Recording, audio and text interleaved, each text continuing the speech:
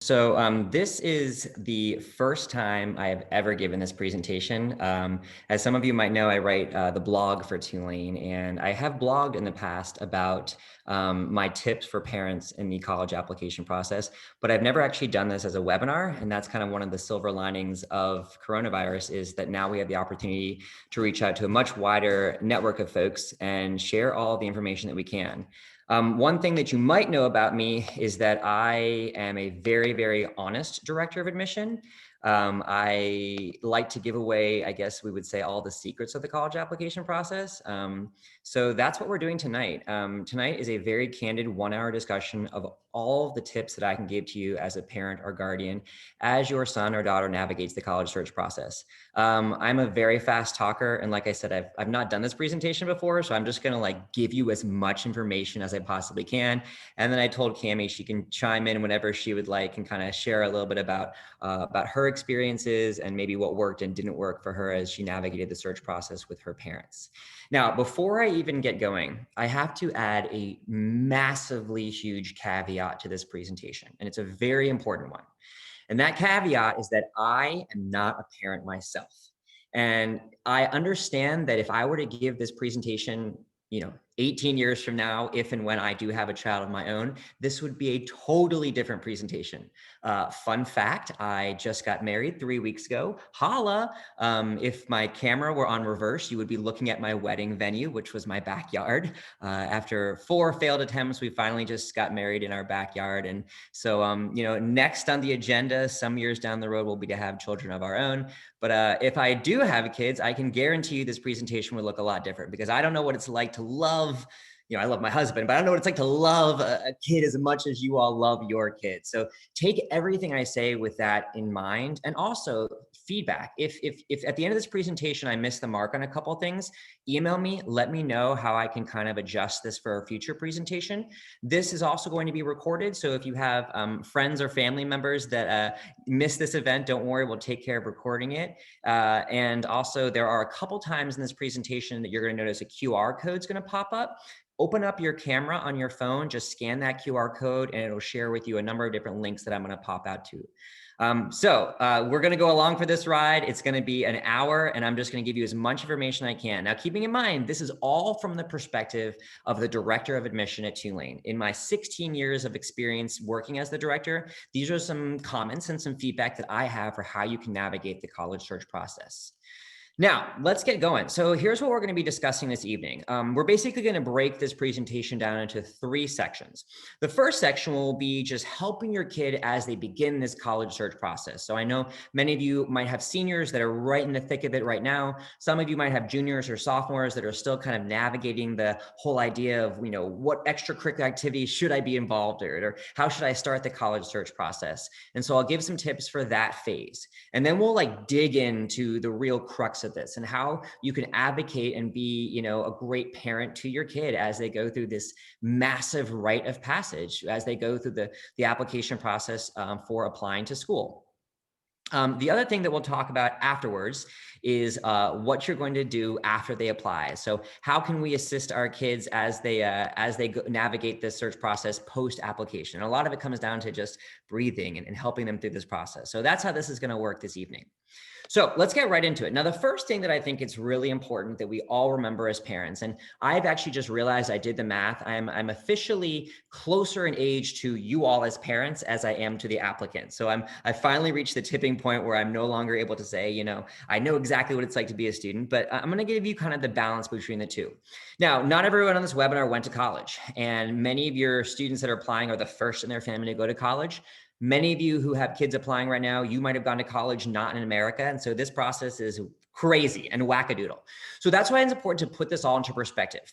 These are kind of 6 things to remember as you note that a lot has changed since you went to college in the 70s, 80s, 90s, et cetera. First, we have created a monster. Okay, we have created a mania in the world of college admission. First of all, we've added like 6 different ways your kids can apply. Restrictive early action, single choice early action, early decision 1, early decision 2. We have done a wonderful job of stressing your kids out as much as we possibly can. And admit rates have plummeted as well. And so there's a lot more mania. There's a lot more conversation around the coffee table, around the dinner table, and around the PTA meeting. And I get it. And 95% of that mania was caused by us. And so I can't blame you as parents or as students for just responding to the craziness that we've created. And I apologize for that. It's important to note that students are applying to way more colleges and universities than they used to. When I applied to school back in 2001, it was very much known that you applied to 6 schools, and now students are applying to an average of 11. So that has increased. Then you might have heard this buzzword term, enrollment management. That's a big term that popped up really in the early 2000s.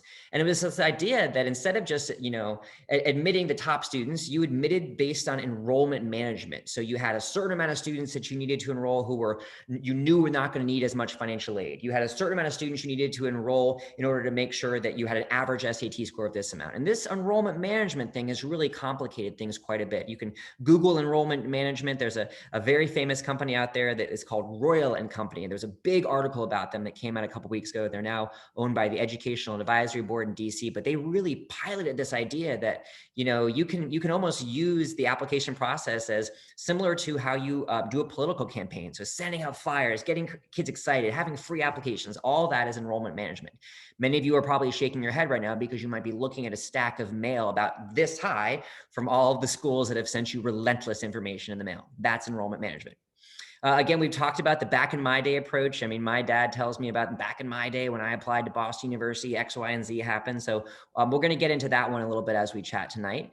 And then we're also going to talk about this big idea that parents are frequently hoping to ask the question of me, well, Jeff, which do colleges prefer? Should my son take this course or that course? Should I take this summer program or that summer program? And we're going to talk about that tonight because the answer actually is we don't care. We really don't. And if you're surprised to hear that, stay tuned. We'll get into that. And then I'll just use Tulane in 2001 when I applied versus Tulane today. When I applied to Tulane in 2001, we had a 71% admit rate. 71%. Today, we have an 11% admit rate. I am standing in front of you or sitting in front of you giving a webinar as the director of admission. I can almost guarantee you, if I applied to Tulane this year, I might not get in, or I might not have gotten in last year. So this process is a lot different, even when I applied to school, or even when Cami applied to school a couple of years ago. So things have changed a lot. And just getting in that mindset that things are a lot different right now will kind of set the stage for a lot of the stuff that we're going to talk about tonight. All right. So let's get into it. So for your kids that are now starting the college search process, you have heard this from so many people, but when you're starting the process, it's really, really, really important to expand the horizons. Most of us as parents have heard of, the schools, our big state schools, the Ivy League schools, maybe our local community colleges, but many of you on this webinar tonight, your kids might be attending a school next year that you haven't even heard of at this point, and that is okay. Again, I'm not a parent myself, but I can rest assured that I know that your kid's happiness is completely tied to your happiness and vice versa. So really, at the end of the day, what you want for your student is for them to be happy. I will tell you, I'm very biased at Tulane. Every year in the last 10 years in a row, we've been rated in the top 10 for happiest students. But the reality is your kid could land at Stanford or Harvard, and if they're not happy there, they're not going to get a good education. So again, I always think right now, the process of applying to college is less about finding the best university out there and much more about finding what's the best university for me as a 17-year-old. Where am I going to be the most happy? And I'm sure you've started to have those conversations now, but happiness, that is, I mean, if we've learned nothing else in 2020, having a place where you can be happy is going to be the game changer. And so in that regard, I know easier said than done, but I know that rankings are king. Put down the copy of US News and World Report for a little bit. Just throw it out, the window of a fast moving car and never look at it again. Because rankings, it can be very tempting to say, well, this is ranked 51 and that's ranked 42, so this is a better school. But the reality is your son might be happier at that 51st ranked school. So don't put as much pressure on the rankings. It's easier said than done. And in the same regard, a lot of people will tell you, your son or daughter is going to walk across campus and they're going to have that aha moment, or they're going to find the one school that's that perfect fit for them. And that might not be the case either. They might get lucky and they might find that school that's the perfect fit where they're super happy, but it might be a number of schools, or it might be their third school on their list. Important to remember, more selective does not mean better university. It just means more selective. I'll tell you, Tulane is not that different today than it was in 2001. It's a great school. We've got great faculty, but it's fairly similar to where it was when I applied with a 71% admit rate. So again, it's tempting to look at that admit rate and think it's going to be a better school, but it's really not that different. And that's why I say be wary of things like average test scores, the admit rate, and the ranking. That at this point in the process, three kind of things I'd be wary of as you start to assist your kids in narrowing down that list. And lastly, as we set the stage, just remember the bumper sticker on your car is not your grade as a parent. And I know I'm not a parent myself, and I did listen to a really interesting podcast, and it was interviewing this woman who had she had gone to Yale. She went to law school there, and very shortly after graduating from law school, she got pregnant and she had her first kid, and she ended up becoming a stay-at-home mom. And so she really felt like, this for me, where my kid goes to school, like, this has been a work in progress. I've worked my life raising this kid, and part of me does feel like, if I've done a really good job, they'll get into a really good school. And I get that. That's a totally normal feeling to have. But again, many of your kids might end up at places that aren't highly ranked or that aren't super selective, and that's okay. You've still done an incredible job raising them. So let's talk a little bit about the things that your sons and daughters are involved in. Colleges are really getting away from this idea that you have to figure out your passion. As a 17-year-old, you need to have a passion. I'm 37 years old and I'm still developing passions. Many of you on this webinar are still figuring out things you're passionate about. And so I stray away from having, kids, they've got to have a passion. And so here's a couple of things that I mean by that. First of all, there's this big thing that, what extracurriculars are colleges looking for? And as a parent, it's important to remember that there aren't any specific extracurricular activities that we are looking for. It's not like I got on the phone with my friends from, NYU and from University of Wisconsin. I said, all right, guys, this year, how about crew coxswains? This is the crew coxswain year, or next year we're doing trumpet players. It doesn't happen. Each institution might have things that they're looking for. Each institution might have the enrollment management, the institutional priorities, but there isn't one silver bullet extracurricular activity. And along those lines, one of the biggest misconceptions in the world of college admission is that I'm looking for well-rounded students. And I'm not. What I am looking for is to build a well-rounded class of students. So what that means is that I need artists, I need musicians, I need students who are passionate about community service, and someone who's going to be the quarterback of my football team. If your student has one or two things that they really love to do and that they're pretty good at doing, and they might do when they get to my campus in the fall, that's what we're looking for. And this kind of is the pushback of that mania that we've created, the mania that everyone has to be doing all of these different things.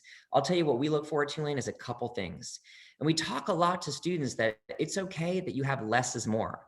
I'd much rather see an extracurricular list that's 4 or 5 things long of a couple things your students have been really passionate about than a 6-page resume of every single time that they donated blood and walked around the park for a cause. So really what we want is just a couple things that you've done or that your students done that they really enjoy doing. I'll also tell you that I know now is a tough time to find a job, and it's a very weird time to be in the job market as a high school student. But that is the one extracurricular activity that I say that my colleagues in other schools, we do look to those jobs and we say, all right, this student's got a job because that teaches time management, that teaches great communication skills. I always tell prospective students that when I was a high school senior, I was a stockroom boy at Pier 1 Imports, RIP Pier 1 Imports, and working at Pier 1 during the holiday season, let me tell you, that taught me a lot about communication and dealing with challenging customers. I'll be honest with you, there's a slight pushback in the world of college admission right now for the students that are able to do some of these amazing service trips and shadow these, high-level doctors. Those are all great, but there's also something to be said for this real humble job that we look for as well. I'll tell you, most importantly, in 2020, your kids have earned the right to do what makes them happy. And when we read applications this fall and next fall and the fall after that, we are looking at these applications with a totally different lens. And we have completely retrained our admission staff. And we have absolutely no expectations for what your kids have done in the last 6 months. If they have done nothing, if they have been home, if they have been struggling to get through school, just struggling to get through the day, that is okay. We have literally no expectations. If they have 8 months where they've done nothing, that is fine. And more importantly than that, if there's something that they used to do pre-pandemic and they really miss it, that's the stuff that they should be doing again. If they've had things that they did in the past that they're not really looking forward to getting involved with again, don't do it. We want students to be happy. And at the end of the day, if they're doing things that make them happy, it will shine so bright on that college application. Lastly, there's a really cool website I want you all to check out. It's the Making Caring Common project from Harvard. And if you scan that QR code right there with your phone, just open up your phone and do a picture of it. It'll take you to that website. Really, really great reading for you all to take in as parents. And it talks a lot about how you can assist your kids in developing the things that they care about. And it talks a lot about the idea of community service. And it mentions, think about how your child can do things with and not for others. And we talk a lot to our students here at Tulane about savior complex. Our students aren't coming here to New Orleans to save anyone. And they're coming here to do long-standing compassionate community service experiences. And we talk a lot at Tulane that they're coming here to learn, not to teach. We don't want any community service experiments to feel like they are just an achievement. And so I would strongly encourage you to check out that website, the Making Caring Common project. You'll get a lot out of that. Cami, anything to add about your extracurricular activities in high school or anything else that I might have missed here? Well, like what you said for the whole not looking for well-rounded students, when I was in high school, there was this whole pressure to do everything. And I saw so many students who tried to create this perfect college application by investing in everything, where it left them completely lost because they kept trying to do many different things. And so just going off of that, like find what your student is or your child is most passionate about and using that as your in, because that's like specifically like Tulane really cares about like whether or not the student is happy and what they're passionate about. So focusing on that versus trying to get involved in everything. Exactly. Moral of the story, your kids well. You know when their faces light up when they're doing certain things. That's what we want to see. And even if they haven't figured out the exact passion yet, we've really kind of changed the narrative the last couple of years at Tulane. And we used to read an application and count up the number of hours and count how many things they did. And we don't do that anymore. Now we're much more looking for, is there a couple things that they've really cared deeply about? And you can help them find those goals and take that pressure off and say, hey, listen, the guy at Tulane said you don't need to do 9 different things, especially in 2020. Find the things they care about doing most. Trust me, it'll go a long way in the college application process. All right, now there's a lot of conversation right now about visiting college campuses, and many folks on this webinar, the thought of even getting on an airplane is just so far away from where you are right now. And I want to make sure everyone knows that Tulane has absolutely no expectations that you visit our campus right now. Students that have and families that have visited, that's wonderful. We're never going to privilege a family who has had the level of comfort to travel right now. Maybe they're not immunocompromised, maybe they have the ability to get here. No one's going to get bonus points for visiting campus right now, just because it is a wild world out there. Of course, visiting campus is truly one of the best ways to really get a sense if the school is going to be a good fit. So as you kind of start to navigate the next couple of weeks and months and even years, starting to think about, will we do some college visits? Here are some suggestions I have for you if you choose to plan these visits, keeping in mind only if you are ready to. And that's the first step here. Remind them that the visit is not essential. I mean, my father tells me all these stories about how he went to Boston University sight unseen. And many of you on this webinar right now, you might have gone to college. If you were privileged to go to college, you might have gone to that school having never visited it. These days, kids feel like they're in the mindset where they have to visit every single school to get a sense if it's going to be a good fit. And granted, it is a great way prior to applying to say, all right, if I'm thinking about early decision, I might want to visit, because New Orleans is a very special place. And some people get here and they realize it's not their cup of tea at all. And some people, many of us, just fall head over heels in love with this city. And I always joke, we've got this very famous quote in New Orleans where we say, the longer you live in New Orleans, the more unfit you become to live anywhere else. And I'm born and raised in Bethesda, Maryland, but I moved to New Orleans 18 years ago and never left. So the visit can play a valuable role, but again, rest them assured that if they can't visit, we've got a wealth of other opportunities, virtual webinars, chatting with our students, emailing Cami when this is all over. And that's how you can find out if a school is a good fit. And that goes to the second tip as well. Cami, were you going to say something? Well, I was just going to add off on like emailing me. One of the parents had asked how their children can get a feel of the university, whether or not it's their happy place. So if you Google Tulane Welcome to College, you'll get a list of all of the current tour guides. And with each tour guide, it says their major, where they're from, et cetera, but it also gives their contact email. So like that's another way to try and figure out if Tulane is a good fit, is getting in contact with current students. Like for example, if you email me, I could FaceTime you around campus or tell you about my story. So just because visiting is so complicated right now, I'd really recommend reaching out to students. And every single school that your kids might be considering, they're going to have students just like Kami. They're like, trust me, I will FaceTime you through this campus. Like, especially if the kids are happy there, and you can pick up on that when you reach out to them. There are so many alternatives to visiting right now. And that's why I give the second option. If money is tight or you're not ready to travel, particularly for those of y'all that might have juniors in high school, plan a visit to a school nearby in your hometown. And maybe even plan a visit to a larger institution in a smaller liberal arts college, just so you can start to feel the balance between the two.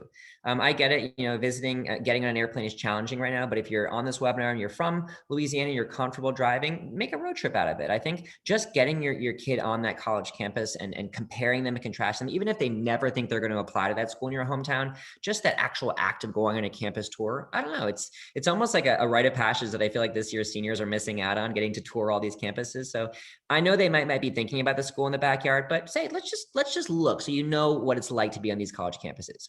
Now, if you do choose to visit Tulane or any other school, there's two schools of thought to how much planning you should do. And I personally think that as a parent, this is one chance where you can step up and just take care of everything for them. Book the flights, book the hotel, do this whole itinerary, because they're already going to be nervous about applying to college. They already want to really be able to focus on the school itself. I heard a webinar once where someone said, no, let your kids do the booking, because they're going to have to do this when they get to college. They need to know how to navigate flight times and hotels and that type of stuff. I personally think as a parent, it's a great gift that you can give. And that's why the next tip I gave for those of us that have the funds to do this. I mean, New Orleans is an amazing place to take in a vacation. And if you've not been before, I mean, spend a day or two here. The weather is beautiful. Make a little trip out of it. Or maybe for those of you all that are still just beginning the search process, in the future, if you have sophomores or juniors, when you can vacation places again, pick a college while you're in that town. If you just happen to be in a city, check out the college nearby. Whenever you do that, just plan some fun stuff for them to do, a dinner, a meal, something to do around town. And then when you actually go on the tour, I always recommend parents kind of step to the back a little bit and let the student do that. But I have seen families, I mean, there is no time that I have seen family members come unglued more than the campus tour. Usually you have gone to like your third campus visit of the day, and you're like, sweetie, go up to the front, ask the tour guides questions, and she's super frustrated with you. I get it, these things happen. And then the last tip I have, if you do end up visiting a campus, once they get into the car, give them a couple minutes before you go, well, what'd you think? Just give them that time to let it process, let it settle in, etc. Again, this is a perfect example of a slide where, as I'm not a parent myself, I don't know what it's like to sit in the car with the kid and wait and see what he thinks of the place. So in the chat, feel free to share with each other things that you all have done on campus visits that have helped with y'all. This is what I've noticed from my perspective that might help you out as you navigate the search process when you're visiting campuses. Alrighty. Now we're starting the process of actually thinking about doing the college application itself. And obviously you've heard this 1,000 times. You want to let your students do the majority of the legwork. And the reason is this is the first big rite of passage in their life. And so I mentioned not taking over the campus tour. I mentioned, you want to be the one that starts the dialogue with the admission rep. But I mean, I sometimes see students that take over so much that I have concerns for what's the student going to be like when they enter their freshman year here. I mean, I'd like to see some sense of independence. I'd like to see some sense of how they communicate with adults, et cetera. And we'll go into some more details about this, but this will probably be the most challenging part, is just kind of letting them take the reins of this process. And I'm sure you've heard this tip before. Again, as not a parent myself, I know this is easier said than done.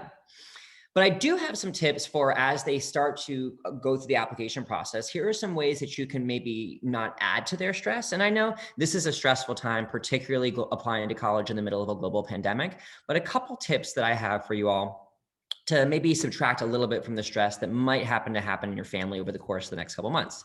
First things first, maybe you pick one night a week that's the college night. This is the one night a week where at family dinner, or as you're going to get ice cream or whatever you want to do, say, Sunday nights is the night that I'd like to have that honest conversation about where your head's at. And I think your student will appreciate, not like Monday night, have you finished this application? Wednesday night, what is your essay about? Thursday night, this. I think if you can just let life continue to go as it does, and then maybe pick that one night, I think everyone will appreciate that. And then the student also agrees, all right, mom, on Sunday nights, I'm all ears. I'm all ears. We'll have as many conversations as you want. The other thing I suggest is separate your stress from their stress. And again, easier said than done. You're going to have things as a parent that you're super stressed out about. You might be stressed out about, the cost of flights if they're choosing a flight, a location further from your hometown, or how often are they going to wear their mask on campus? Those are natural things that you want to stress about. And your daughter might be stressing about, like, her boyfriend's thinking about applying to a different school. I mean, what if, et cetera, et cetera. You all are going to have your own sets of stressors.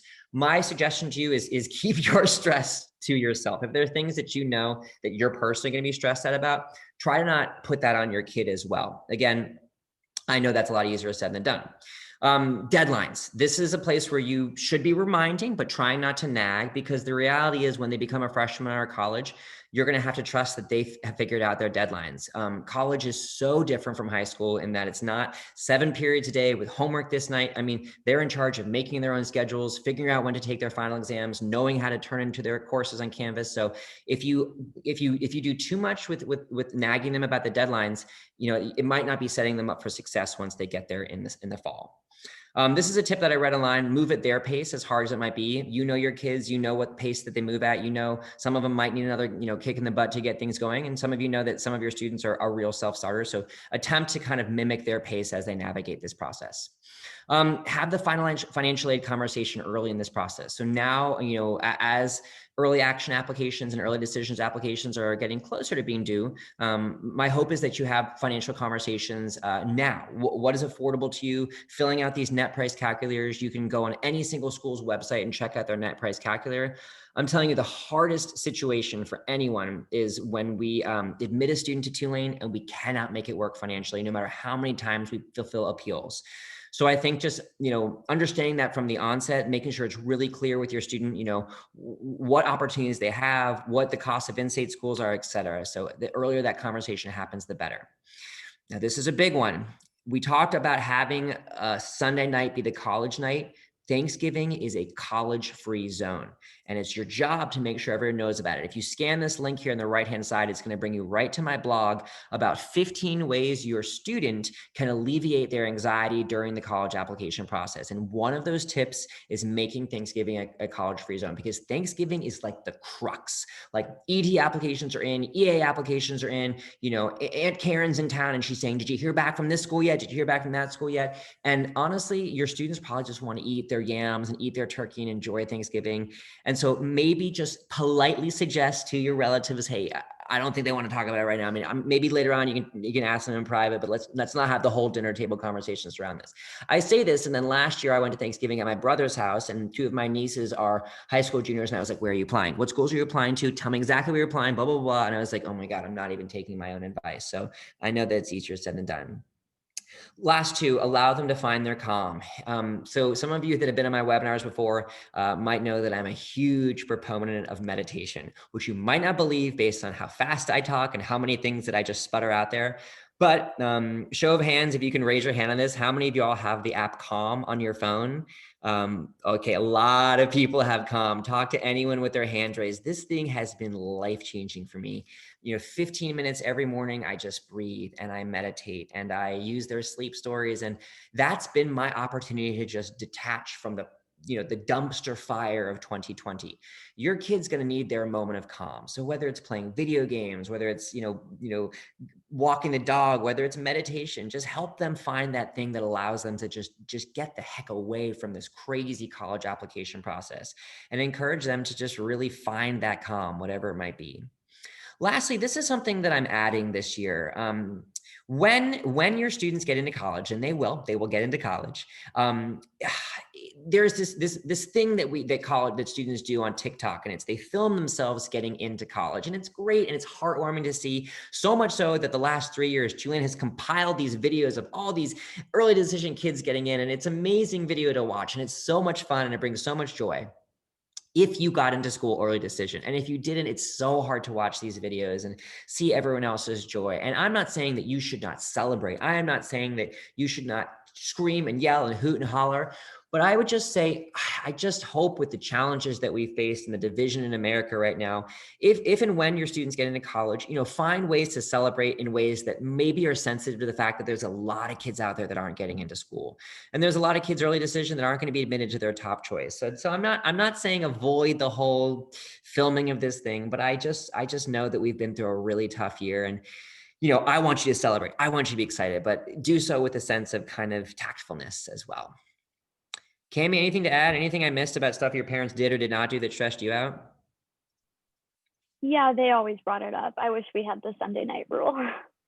And definitely keep it out of Thanksgiving, as Cool. well as what are you doing when you graduate? Yes. Oh my gosh. You Other just tough transitioned from question. one thing to another. Whatever. The economy is booming right now. You'll have plenty of job opportunities, Cami. Again, if you scan that link right there, just open up your phone and do a photo of it. It'll take you right to the link about how your kid can reduce their anxiety. Stay tuned. In the next month, I'm going to do a whole webinar just for your students. That is a webinar that says, now that you've applied, here's ways you can reduce your anxiety as you wait this whole process out. Okay, quick slide here. The word we, I hear it all the time, and it's always a slight cringe factor for me. And usually mom will arrive on campus and they say, well, we're applying to Tulane. You know what, we're actually taking the SAT this weekend, or, well, we're going to do this interview in 2 weeks. We're not doing that. Your son is doing that. Your daughter is doing that. I always get a little nervous when moms or dads come up to me and they say, or guardians, and they say, we're doing this, we're doing that. So again, this goes with the whole idea of, letting them take the reins, letting them be the first person to, when I'm, and I'm oftentimes the person that stands and checks everyone into our admission office tent. I love having conversation with both parents and students, but, share that space, allow us all to have the conversation together and don't dominate it. Also, if any of your kids are doing interviews, unfortunately, we have wrapped up our interviews, but just leave the house, leave the room.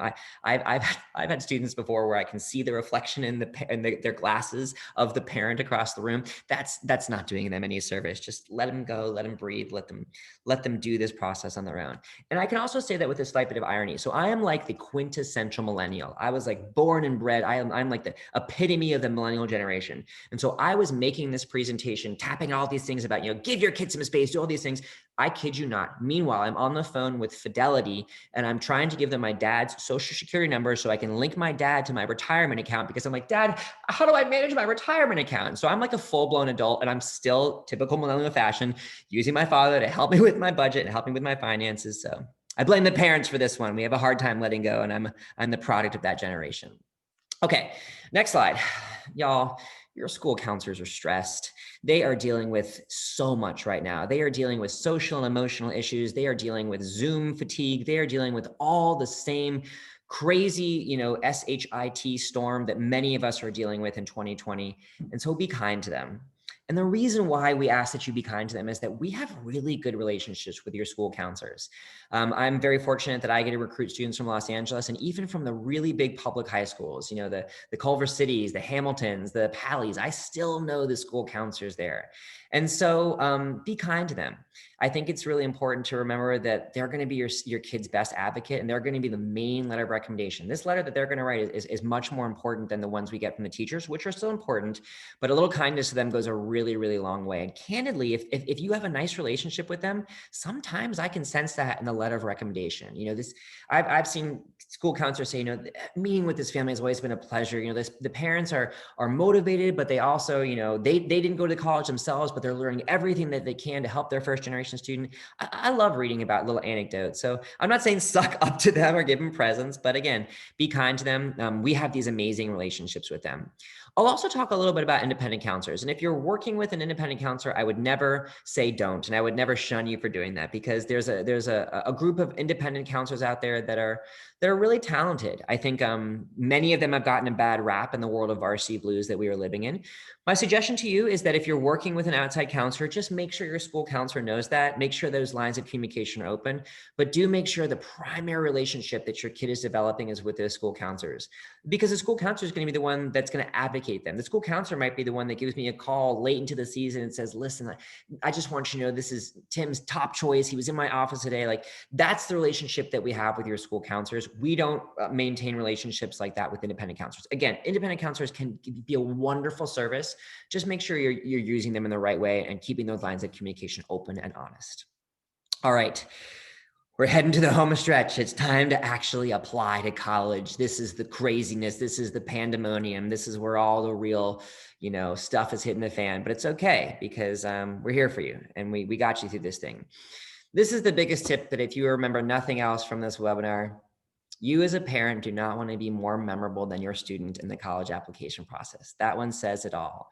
I have gotten the privilege of knowing thousands of parents over the last 15, 20 years of doing this. And many of them, I mean, I got to tell you, I have when I was supposed to get real married with a large wedding, I had parents that I had worked with in the college application process invited to my wedding. Like, you have an amazing opportunity to get to know your admission rep, but just make sure you don't overshadow your kid for good or for bad. And we've talked a little bit about this. We hinted at it, but if you're the one constantly taking over the emails, the conversations, everything, we're not going to know what they're like in college. We're not going to know how they interact with adults. And sometimes, I'll tell you, if you are super involved in the application process and really overbearing, sometimes we get a little nervous about what you're going to be like if we admit and enroll this student. Not saying you'll be super overbearing as a parent of a Tulane student, but again, just remember, let them take the reins of this process. There are a number of times where I've had no relationship with a student, but I know the parents so well. And again, it's not going to negatively hurt your student, but remember, it's their chance, even if they're an introvert, to advocate, to establish those relationships. We want to know how they're going to react to setbacks. We want to know how they interact with adults. And these are all things that we pick up on by our conversations with them and by our emails with them. So again, if you remember nothing else, just don't be more memorable. And that also goes for your relationship with your school counselor as well. That said, we love hearing from parents. It is okay to contact us, but a huge tip I have for you, if you're going to contact as an admission rep, it's okay to be you. I cannot, you think I know there's, 614 people on this webinar, and each of you is saying, I would never contact the admission office pretending to be my daughter. I would never do that, but someone on this webinar will. And here's your tip. If you're going to call us, I always get a call from, I got one a couple weeks ago, and actually this was pre-pandemic, and it was a motherly voice, and it was like, 9 in the morning. And she's like, I'm just, calling to check up on the status of my application. And it was 9 a.m. and I wasn't really sure if a student was in school or not. And I just said, well, what's your daughter's name? And she goes, my daughter's name is Kit. Oh, and I had caught her just like that. And if you want to call, if you want to check in, that is totally fine. Just don't fake it as a student. It happens all the time. It also happens all the time in email. You are welcome to email us, and I would love to hear from you. But I have gotten a number of emails where a parent will write the email and then accidentally respond to me, and it's clear that it's not supposed to go to me, or you're helping the student write the email. Just be very careful. Again, reach out to me. I know you're thinking these probably never happened. This stuff happens all the time. It happens all the time where I get accidental emails that are supposed to be between the parents. So again, let them do the emailing. Let them kind of dominate this. You are more than welcome to, but just make sure they're the ones leading that charge. You can help them by scanning that blog right there. Happens to say vote on it. Don't forget to vote. But if you scan that, you're going to see a really helpful blog that is 8 emails to never send your admission counselor. And I'm not trying to be all negative about things to not do, but they'll get a kick out of that blog. They'll be able to really see what are the best ways to put your best foot forward and establish those lines of communication. It's also important to remember that you don't need to email us. I don't mean you, I mean your kid. I think there's this idea that to demonstrate your interest, you have to email your admission rep. You don't. If your kid's got questions, again, reach out to Cami, reach out to our incredible student ambassadors. If there's stuff they can't find on the website, absolutely reach out. We love hearing from students. No one should feel like they have to. And if you have questions for me as a parent, absolutely reach out to me. I'd love to hear from you, but it's okay to be the parent and not fake it as a student. I know you're thinking, who would do that? But it happens a lot more than you think. Okay, this is a big one for parents, and I think it's really easy right now to feed into the false narrative. There's so many different sources of information right now, whether it's College Confidential, whether it's Reddit, whether it's the mom down the street whose daughter got into Stanford last year, so she knows how everyone needs to do what they need to do to get into Stanford. The best people that you can reach out to is us on the college side and your school counselors. And I'll give you some examples. If you ever read something that seems a little off, or if you ever hear something down the street, or if someone ever says something that you like, is that true? Email me. This is my favorite email to get from parents. In fact, the article on the right-hand side, I don't know if the dad who happened to email this one to me is on this webinar, but about 3 months ago, a dad emailed me this article in a panic. And he said, this article is basically saying that all of the high school juniors, which is the current seniors now, are the biggest losers in the coronavirus pandemic. And I read this article, and it basically said, well, all of the high school juniors are losers. And here's why. Colleges are going to be mad that you didn't take the SAT. They're going to be really aghast that you have no extracurricular activities. Oh, and by the way, good luck even getting into college with all the kids that took a gap year last semester. I hate to use the dreaded F word, but this is fake news. This literally is just not true. First of all, I would never ding you for not having extracurricular activities. And I'll just very candidly tell you, last year at Tulane, we had 34 students take a gap year. This year, we have 43. So it's a tiny difference. What I will assure you is that we'll just admit a couple more students to balance that out. I have been on probably 24 webinars over the course of the last 6 months, and I have yet to meet a dean or director who is going to have a smaller class because of the amount of people taking a gap year. So if you start to hear stuff that seems weird, if someone down the street says something, reach out to me. I will give you the God's honest truth every single time. That I promise you. We are very candid. If you can't tell by now, we're very candid and honest here at Tulane. So please reach out to us if anything ever feels off. That's what our job is. I like to give the straight honest truth as much as I can. All right, so the actual essay itself. Now, the essay is probably one of the biggest pain points in your relationship with your student right now. Some of you on this webinar, the kids might have already written the essay and it is a giant load off. Maybe by show of hands, how many people are kind of stressed out about the essay with their students right now? All right, numbers are skyrocketing.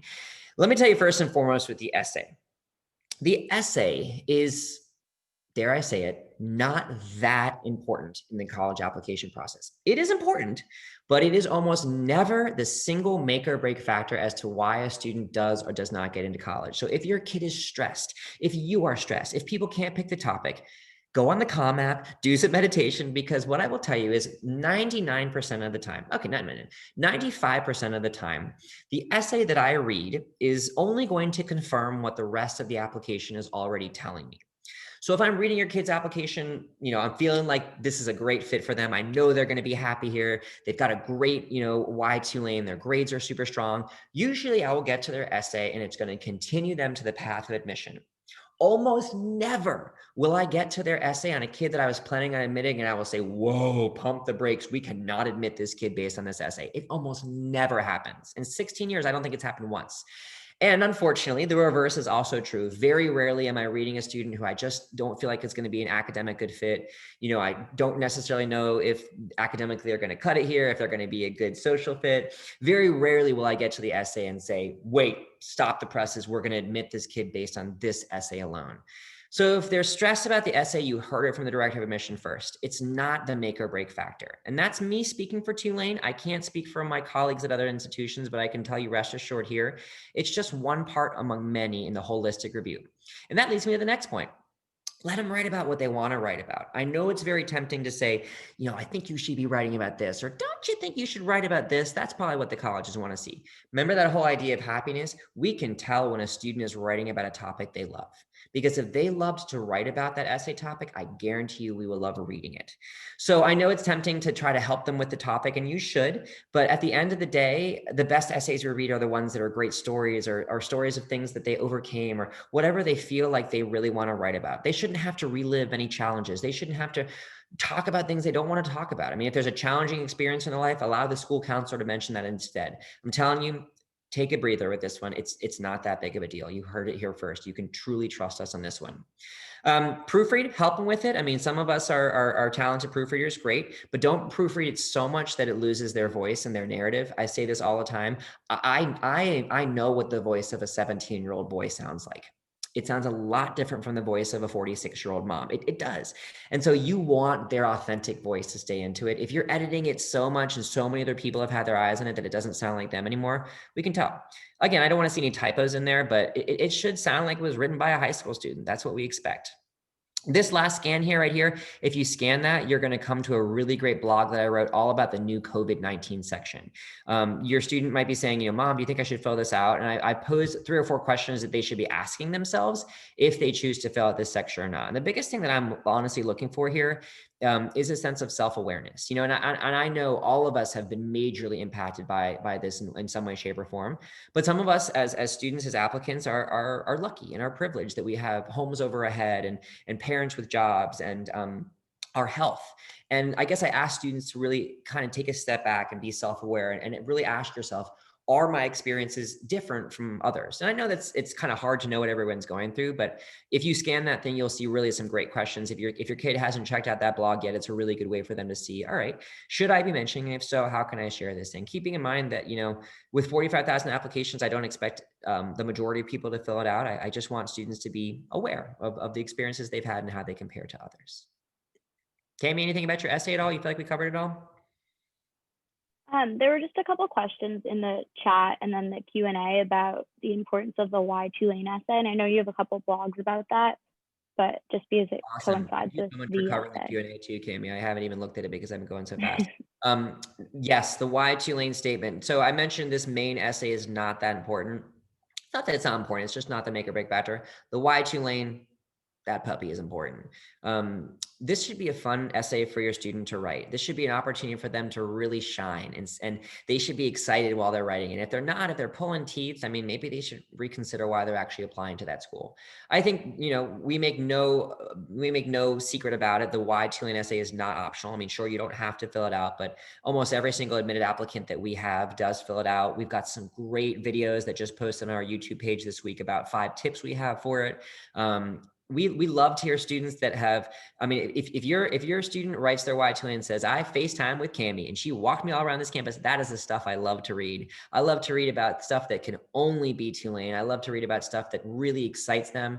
I don't necessarily like it when the student's writing their whole why Tulane about themselves and then the last paragraph is about us. The whole thing should just be a really great partnership about why your student feels like this is the place for them and why this is an excitable place for them. The best source of information for this is going to be our current students. So as Cami mentioned, just Google Welcome to College Tulane. Your student will have 200 students they can reach out to. Don't be dismayed if the first student doesn't get back to your email. All of our kids are busy these days, but they're great people to mention in the Why Tulane essays. All right, I think it's worth mentioning that this process is totally different this year. And for those of you that are parents of seniors, the first thing I want you to know is that we get it. Okay, I think you're going to be hard pressed to find a population of people that is more rooting for your kids this year than those that are reading their applications. We know their lives have been turned upside down. I mean, I do a lot of webinars with your students about, how you can navigate this wackadoodle year and how you're going to be telling your grandkids these stories of what they're going through right now. And we get it. And that's why I say we have completely reconfigured and retrained how we read applications and the expectations that we have.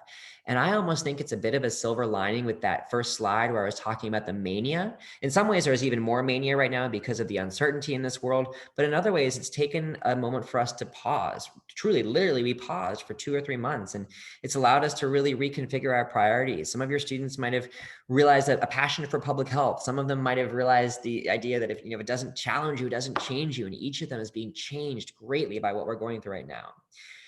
Not a week goes by that I don't get an email or a call from a parent and they say, do you realize what a cluster the ACT is today, or what a disaster the SAT website is? Hey, we know. We got you. We got you covered. That's why we have absolutely no expectations for them to take the test. Now, I know it's hard to really wrap your mind around test optional. But first of all, we know what a disaster it has been this year. We are very keenly aware of that. But I want to make sure you as parents are aware. Test optional means test optional. One thing I tell your students a lot when I'm on webinars with them is that when they apply to Tulane, They are applying for their spot in the class, which means whatever they want to present in their application, whether it's their Y2 lane, whether it's their X, Y, and Z that they're putting in there, whatever they put in there, they are going to be applying for their spot in the class, which means if they don't take the test or they don't like their test score, we're never going to compare them to someone who had the privilege or the ability or the health to take the test. So again, if your student's taking the test, perfect. If they're happy with their score, great. They're going to apply with that and they're applying for their spot in the class with those scores. If not, we look at that individual student without the scores. I will I will honestly say nobody should be getting on airplanes to take this test or traveling great distances or going over state lines. I know it's stressful. I know there's this whole, is it really test optional? You heard it straight here from the director. Test optional means test optional. And you can rest assured that we here at Tulane will consider every single student, both for admission and for scholarship, whether they've submitted their scores or not. Lastly, yeah, it's okay if they've done nothing. If they got no extracurricular activities, no sweat. All right, just a few slides left. What happens after they apply? And what do they do after they hit the submit button? How can you help? Well, this is going to be the one. I know there's been a couple slides here that have been kind of negative, kind of what not to do, what not to say. And I do apologize as I was presenting this. I didn't want to be too much like, here's all the annoying things that the parents have done in the past, because that's, I mean, like I said, going back to the idea that I am not a parent myself. But I will say after the application, it's really, really tempting to be that parent that wants to call to advocate for their student, particularly if they're deferred or particularly if they're not admitted or if they're passed over for scholarship.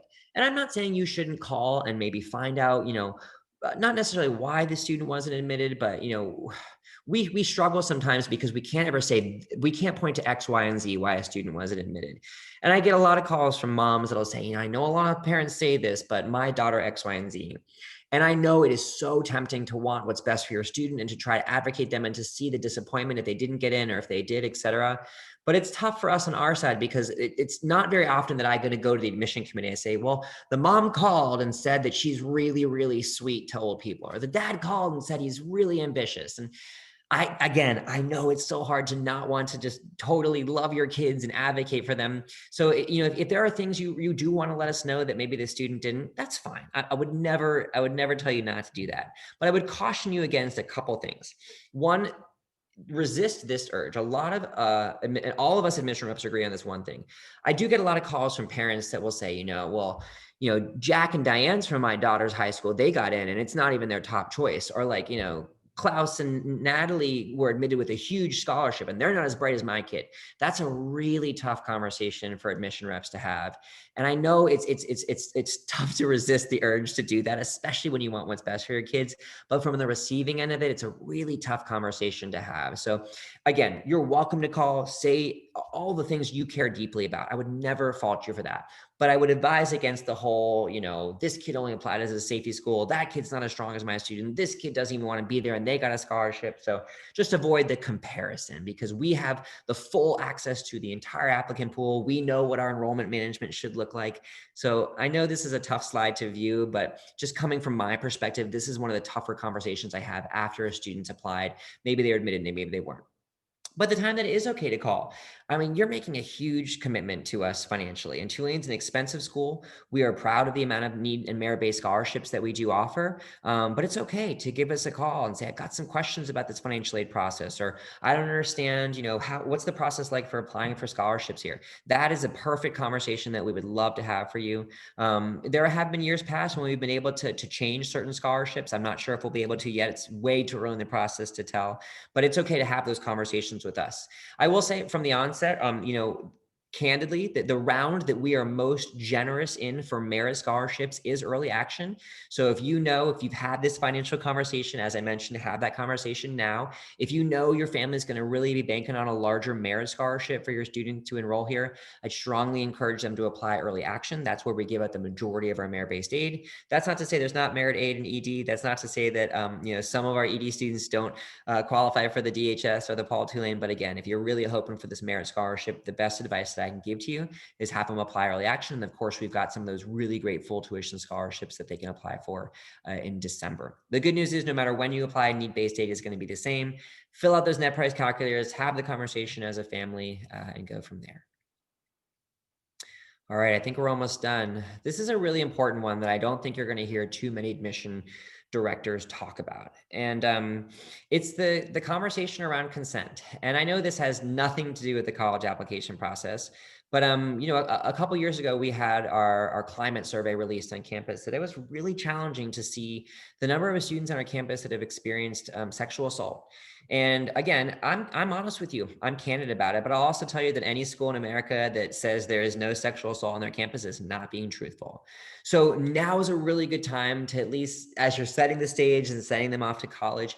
No one ever told me when I was in high school what the idea of consent was and what it meant to say, yes, this can happen, or no, it can't. And as a high school student, I mean, I wish someone in my health class had been like, hey, listen, if a girl is drunk and she says yes, that's not consent. I mean, just nobody ever told me that. And so now at Tulane, we want to make sure that things like sexual assault, mental health, all these conversations, we're having them now, because you can't really address a major need or a concern in society or in a school unless you're open and honest about it.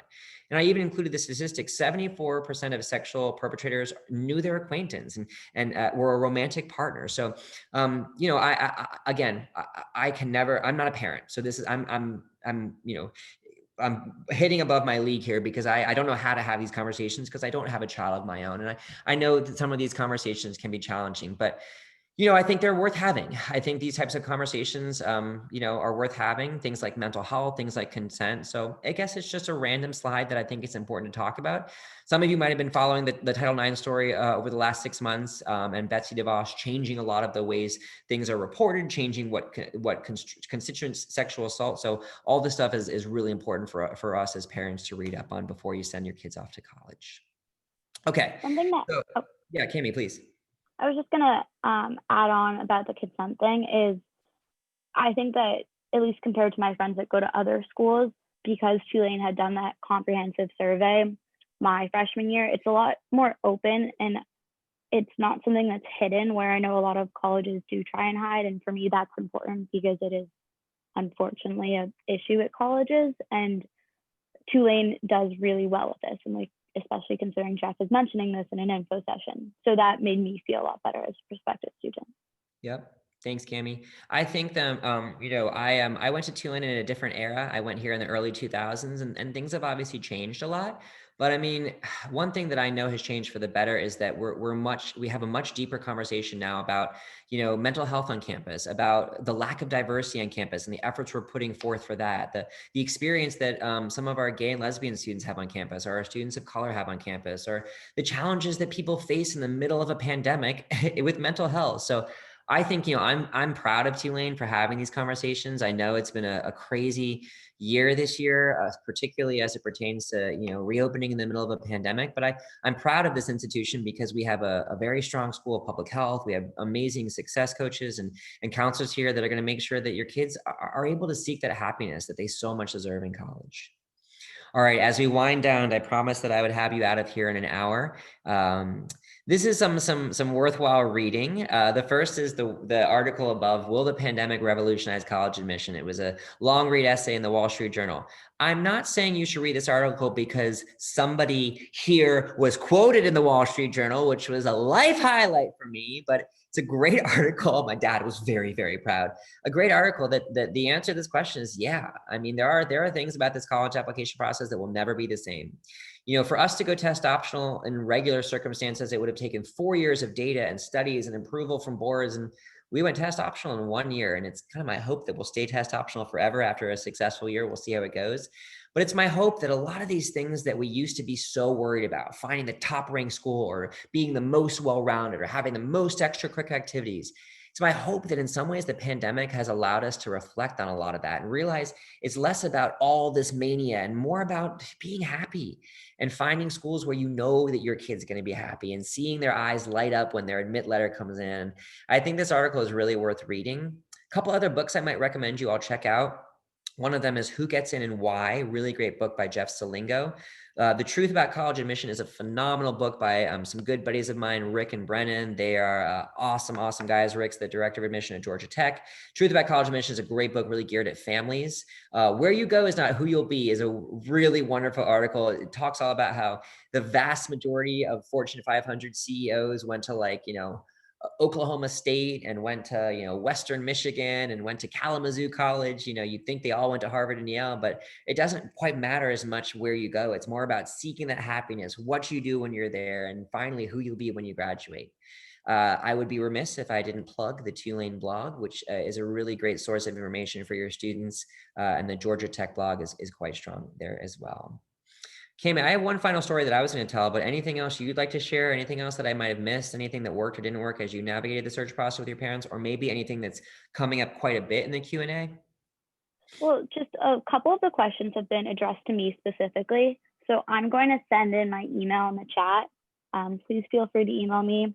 As I said, I went through this process recently. I had a little sister that went through the process. So I'll just put that in the chat. But also, I think the biggest thing is to not focus on a reputation, because a reputation is a stereotype. And as we all know, stereotypes don't encompass everyone. And that can apply to like, oh, this is the best school in the country, or this isn't a good school. I think it's mostly about like where your like child feels the best. And I know for me, both my parents went to Ivy Leagues, so that was always like a shadow of where does my school line up. And obviously it didn't matter, and they're happy where that I ended up somewhere I'm happy. So I would just focus on finding somewhere that your child is happy and not how it looks towards others. And I think that's a really good point, Cami. I think one of the thing kind of, and I'll address a smaller elephant in the room. A lot of you might be, hanging out with friends or, socializing with folks and telling them that your kid's going to apply to Tulane. And many of you might get that side eye look like, oh, isn't that just a party school? Let me tell you what, if you rule out Tulane or your kid rules out Tulane because you think Tulane is only a party school, you are missing out on such an incredible opportunity. Because I'll tell you first and foremost, first of all, the most frequent question that I get from admitted students is this. They'll come up to me after the admitted student day and they'll say, Jeff, I really love this place. This is where I want to be, but I'm really nervous because I'm not a partier. Am I still going to fit in here? I'm not exaggerating, y'all. That is the most frequent question that I get. I'm almost want to be like, everyone, if you all knew how many of you were asking this question, you're missing out on something huge if you rule us out because of that. Now, granted, we are in New Orleans where you can enjoy the food and the music and the language and the architecture, and there is so much that this city has to offer, but you don't have to drink a sip of alcohol to love this place. You can do all the incredible things because there is so much to do that enriches life. The way we party, the way we socialize in New Orleans is not just surrounding drinking before a football game. It's experiencing culture and that joie de vivre that we do so well here in the city of New Orleans. I don't want to rag on any schools that are in, the party school list, but sometimes you look at these schools that are in the party school list and they might be, a bigger state school in a very, very small town. And I won't pick any state because I'm sure we have someone from pretty much all 50 states. But one of the top party schools, I always say, well, why do you think that's number one party school? Because it's in a very small town. And the answer is because there's nothing else to do in that town but drink a bunch of beer and go to these huge parties. The way we socialize here in New Orleans is festivals and parks and cities and language and dance groups and all these things that make life worth living. So your kid will love this place, even if they're not as social as they might think they have to be to enjoy their time here. And again, I think that's one of the big things that we always get a lot about is that this school is such an incredible school to be happy. And that's really at the end of the day, what we're all looking for. I'm going to leave you with one final story, and that's the final story of a young Jeff Schiffman. Now, I'm really dating myself here because this photo was taken in 2001. That's me and my dad. That's right, the dad that I called today to help me with my financial situation. He's also holding my very first cell phone. And if you can look really closely, it does have a Tulane shield on it. That was really big, those Nokias with the Tulane shield. There I am, obviously, in my puka shell necklace. Thrilled to be here in college. I was, a charismatic guy. But I think this is an important slide to end on because my college search process, when I was a high school senior, like many of your kids are, I had my sights set on one school and one school only. Remember, I talked about don't assume that there's only one school for you. Well, my sister went to school in North Carolina, and coming from Bethesda, Maryland, it's a very hyper competitive place. And I bought into all of that. And I wanted to go to the public flagship school in North Carolina. I'll let you guess which one it is. My sister went there. I applied early. This was the place I wanted to be. I was so excited about going to school in this unnamed college town. So back in the day when I applied to college, parents, you'll all remember this, you either got the big envelope in the mail or the small envelope. And the small envelope, Cami probably doesn't know what that is, but the small envelope meant you got a very thin letter because that university was not wasting any paper to tell you that you've been denied admission. And so the school that was my top choice school, where I had my heart set, I got rejected. I got rejected from my very, very top choice. And I'm not exaggerating, y'all. I've never told anyone this. My dad called the school and he was like, we were just wondering what my son could have done differently. And, what was it about his application as he applies to the schools? And like, at the time I was like, yeah, dad, call him. And now I'm on the receiving end of those calls. And so I get it. You love your kids. You want what's best for them, especially when, that top choice falls through. And I guess 2 points to that story. One, even directors of admission get rejected. It happens, I got rejected. But 2, as you can tell from this photo, here I am on my first day of school. I applied to Tulane because, it seemed like a really neat place. I'd heard New Orleans was this amazing city. It had this great business school, and I applied and I got in. And this is me on the very first day of school. And that was, let's see, this is 2001. So this was 19 years ago. And here I am as the director of admission at the school that admitted me. And I have never been happier. And through all the trials and tribulations, whether it's Hurricane Katrina or the pandemic, like I found this place that spoke to me, that allowed me to seek out that happiness. And I know at the end of the day, as parents, even though I'm not one, that's what you want. That's what you want for your kid, is to find that happiness. And so I leave you with one final quote. And that's this one by a young John Lennon. He said, "Everything will be all right in the end. If it's not all right, it's not the end." Thank you all so much for checking out our webinar. I told you I would have you out of here in an hour, and that's exactly what it's been. If I didn't get to your question and answer, feel free to shoot your admission rep an email and ask those questions. Again, Cammie's got her email in there as well. She's here to help. I'm here to help. Also, thank you. I know you're probably Zoomed to death at this point. Any feedback, let me know. It's the first time I've ever done this, but it means a lot to both Cammie and me that you took an hour out of your night to hear some information that we've got for you. Best of luck. And like I said, this quote, I think it says it all. Have a good night, y'all. Enjoy everything. See you later.